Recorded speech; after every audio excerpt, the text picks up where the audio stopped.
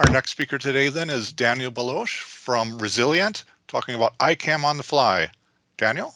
Oh, fantastic. Thank you so much, Chris, for the introduction and the opportunity. Very pleased, with this.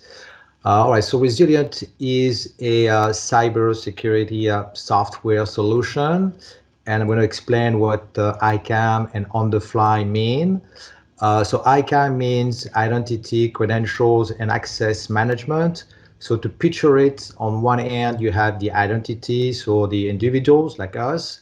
On the other hand, you have the access management, meaning that the applications, the IT applications you want to access. And to do so, you need credentials. So credential is the means for individuals, again, like us, to access applications. ICAM can sum it up like this way. So ICAM is a set of principles to make sure that your system stays safe and secure.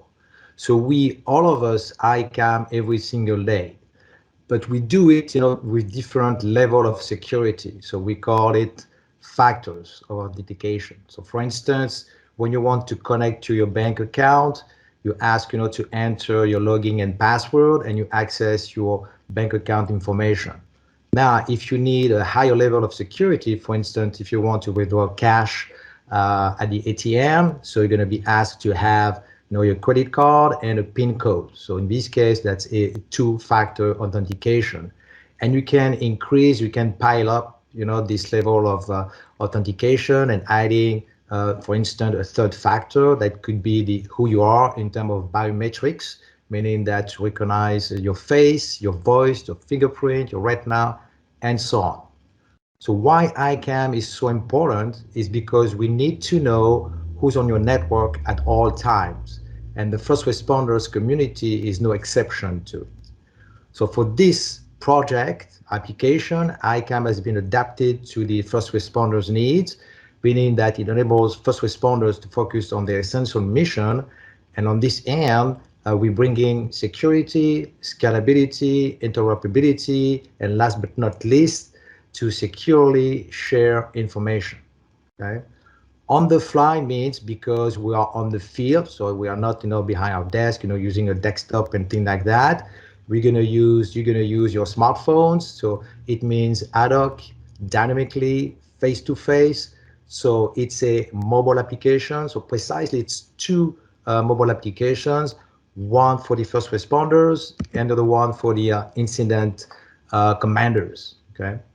So from 2016 to 2021, the United States experienced record-breaking fires, hurricanes, tornadoes, floods, and a pandemic. So consequently, or one of the consequences is that most jurisdictions do not maintain sufficient resource levels to handle all these extreme events independently. And one of the consequences when incident commanders are on the field, they must have the confidence that all the first responders outside their jurisdiction have the requisite certifications needed to support the event. Just to give you an example that I've read in the Project Responder study, during the Hurricane Katrina, for instance, you have looters showing up, with fake IDs, even fake vehicles, right? Or when it comes to mass shootings, of course, you have police officers that are not on duty. They come in the scene, but they're not wearing the uniform, and they even been driving, some unmarked vehicles, adding up to the mess. And when it comes to weather-related events, for instance, usually you have hundreds, sometimes thousands of volunteers, right, coming in, and they may have not the right certifications. And in this case, they may put first off their lives in danger, but also the legit first responders' lives in danger. Okay, so the goal here first is to create a digital identity, meaning that, for instance, with the driving license and also your certifications. All right. So help first responders to be more effective in their mission, securely share information. So it's not just through the radio communication system, but also to protect the IT network. So meaning that we want to protect sensitive, valuable data. So we're talking of operational data, citizens data, law enforcement data. So we want to put in place again this interoperability to facilitate the mission by bringing trust between these different people, these different federations. So validate responders from other organizations. That's what I'm going to show you, through a very short video, the way the incident commander can verify, face-to-face verify individuals, and to bring trust when you create, this trust zone. Let's put it this way. Securely maintain records. So again, behind the scene, you want to protect all this sensitive data, meaning you want to protect the servers, you want to protect the applications, you want to protect the databases and the data. Okay, so I'll explain this in a few slides. So this mobile application is dedicated at different levels, can be used at the jurisdictions level, at the states level, at the city levels, and at the counties level. Okay. So I understand that the audience is not especially IT savvy, and that's okay. I just want to give an overview of what's happening behind the scene. So in order to protect data and to securely share information, we've developed what we call a zero trust framework based on the principle of never trust, always verify. And this zero trust framework is a set of 6 pillars, starting with ICAM. So that's the users, that's what you know, the devices, what you have, and who you are in terms of biometrics. So the technology allows to hide the servers and the applications and the data. And the principle behind it is that you cannot attack what you cannot see, right? And that's a great way to protect, cyber attacks from hackers, for instance. Which means that within the network, we create trust zone in a dynamic way. Okay? And the 2 last pillars, monitoring and analytics.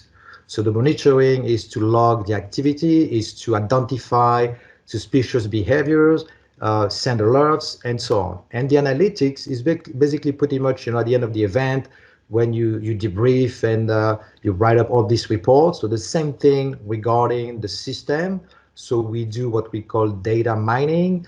We put in place KPIs, key performance indicators, to check how the system performs and how we can improve the process. Right. All right, so first responders requirements. These are some of the challenges outlined in the DHS Project Responder Study. Cooperation between first responders communities. Again, we talk about interoperability, we talk about sharing information, and improve the situation awareness. Okay, so just to give you an example about what we mean by federation or interoperability, for instance, when you want to withdraw cash and your bank is not around, so you go to another bank, right? And this bank is gonna check with your bank if first off, you have an account and of course enough cash, and then you can, get your cash. So that's a basic example of what a federation is and what interoperability is between 2 organizations. Okay. The establishment of a consent-related trust mechanism. So we can sum it up with, I would say, 3 items. So the legal side, meaning that what data to be shared, the policy, that's the security standards, and last, the technology, that's the how we hook everything together. So I guess, that there's already an agreement among large organizations like SafeCom, NC SWIC, that's fine, but when it comes to 60,000-ish first responder organizations, agreeing upon a policy is quite impossible. So the goal here is to work around these challenges and to provide a solution that can be used in any circumstances between different organizations. So we can state it this way, that we're developing a solution that is policy and agreement agnostic. So third-party credential integration, meaning that first off, in terms of identity, we can onboard, create a digital ID with a driving license. and we can add up. That's going to be on a case-by-case basis, what's called a PIF card or badges, professional cards, and so on. Specific onboarding of application for first responder communities, meaning that when you are on the scene, you have to onboard what we call system of interest. So meaning, for instance, video surveillance system to replay whatever sequence has to be replayed, fire alarm systems, or building access management systems. So then we can provide the first responders the credentials to access these systems. Yeah. All right, so DHS, we got awarded of this project called ICAM-On-the-Fly. So I guess now you got a good understanding of what it is, or at least a good overview. And our response is to have an application named a Dynamic AccessID Network and Toolkit. It might be a bit complicated, but just to tell you that you'll be able to use just your smartphones, meaning that bring your own device and also your own credentials. So meaning that you can onboard yourself at any time, and then you can control as an incident commander any first responders coming from another jurisdiction. Okay. There's a graph, but I'm going to switch to two short videos. I'm checking the time at the same time. So I've got to, let me see. I think I've got to stop sharing my screen and jump to, hope that's going to work. Okay, bear with me.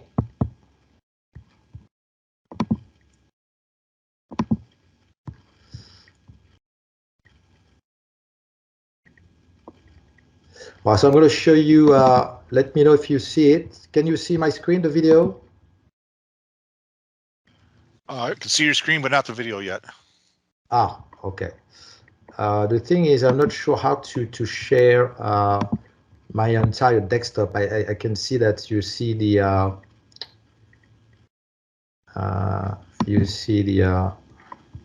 guys, I don't see how to share out the desktop. Okay, it's over here. Sorry about that. All right. And over here. Oh, so I'm gonna be. Let me try again.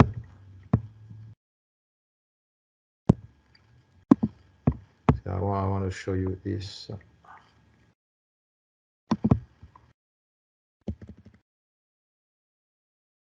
Okay, can you see the entire screen here? Yeah, Chris, can you tell me if you see the screen? Sorry, I was muted. Yes.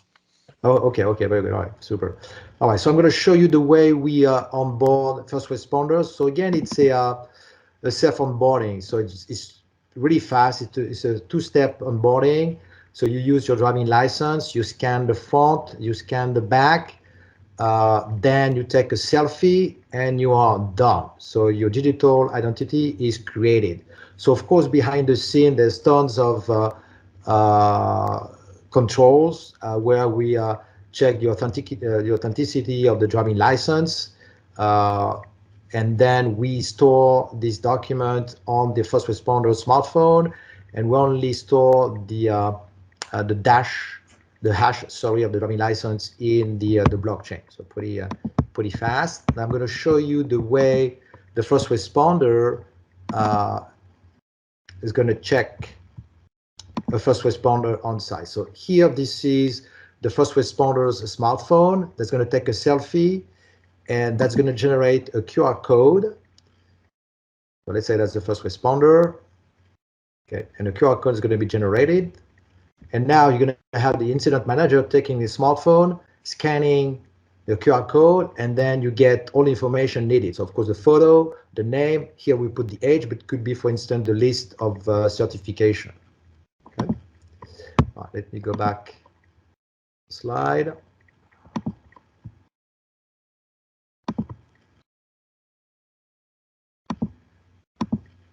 All right, so we can get past that. All right, just to sum up the key requirements. Of course, again, we want the first responders to be more effective. So we do that. I just showed you these two videos, the way we onboard first responders, and we can verify on the fly the identity of the first responders. We can securely share information. I just show you the diagram of this zero trust framework, where behind the scene, we're going to protect the network, the applications, and the data. We can validate responders from other organizations. That's, again, the name of this project, ICAM-On-the-Fly, and securely maintain records. So everything, so to discuss, with your IT team, everything is secured. We use, the best of breed technologies in terms of artificial intelligence, blockchain, and so on and so forth.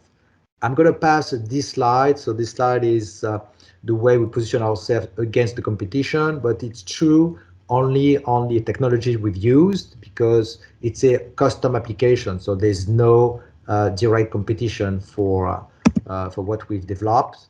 Here, this is the current state of development. So we are still developing the first four pillars. That's the most important. And afterwards, we'll go after the last two. So the monitoring piece to monitor the activity, and the analytics to check how the system performs. Okay. All right, just a few words about us. So the project was awarded, under Waverley Labs, and Resilient is the commercializing entity. So Waverley Labs has been working with federal agencies for a long time. We've worked with the universities, to bring in new technologies like IoT, intelligent artificials, and so on. We've been working as well with non-regulatory entities like the NIST or AirTalk. So we've backed up, I would say, this application with solid technologies and a lot of innovation and research. Okay. All right. Now, what we would like, from the first responders, we have a couple of first responders we're going to work with to test the applications, get the feedback.